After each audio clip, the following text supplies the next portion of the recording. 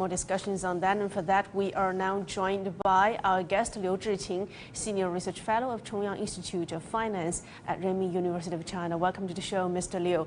So let's start with a discussion about the role of multinational companies. I mean, they used to bring new technologies and, let's say, advanced management experiences into China. In turn, they can tap into the huge market in China. And now, with China's own tech innovation efforts, many Chinese firms are becoming equal local partners of those multinational companies. How would you comment on the evolvement of the role of foreign investors in China over the past decade? I should say in the past decades that the foreign manufacturing companies have done a lot to develop its economy in China. I think 4 steps are mainly followed. The first step is that they come into Chinese market by selling their machines. Secondly, they expanded their names and influences in China by servicing of their machines. And the third, they have cooperations or joint ventures with the Chinese partners in order to upgrade their market share in China. And the fourth, they have the technical innovation and also use this technical innovation that to be in a deepening way that into Chinese market. So this is the normal way of the foreign companies coming into China in the past decades. Why they are successful? Because they are followed the market mechanism and also the market principle and have closely cooperations with the Chinese partners. This is the main reason that we should say they have a really very successful story in China's development. Well, Mr. Liu, now with China's own manufacturing value chain becomes more matured every day, what kind of value can foreign investors bring to today's manufacturing sector in China?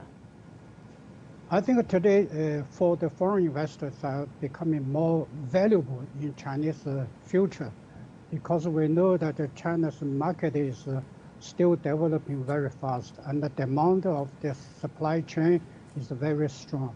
So I think 3 points should be emphasized. The first is that the integration of the foreign companies with Chinese market should be deepening in a sustainable way because the new environmental protection and green development has a new demand for technical innovation.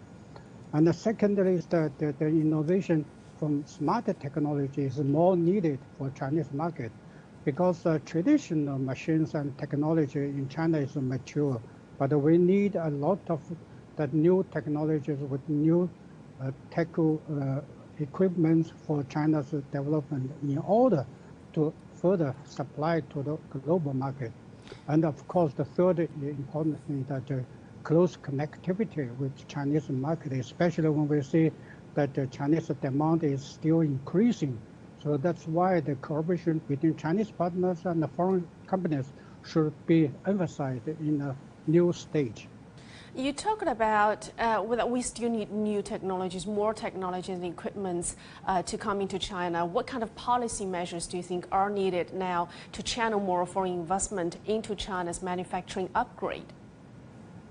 In order to help the foreign investor to be deeply involved in China's market, I think that the central government and the local government have issued a lot of policies supporting the foreign companies to be involved in Chinese market. For instance, China, we have already 21 free zone area that we invite all foreign companies to be settled down in these free zone companies areas. And also we have also uplifted the limitation of the investment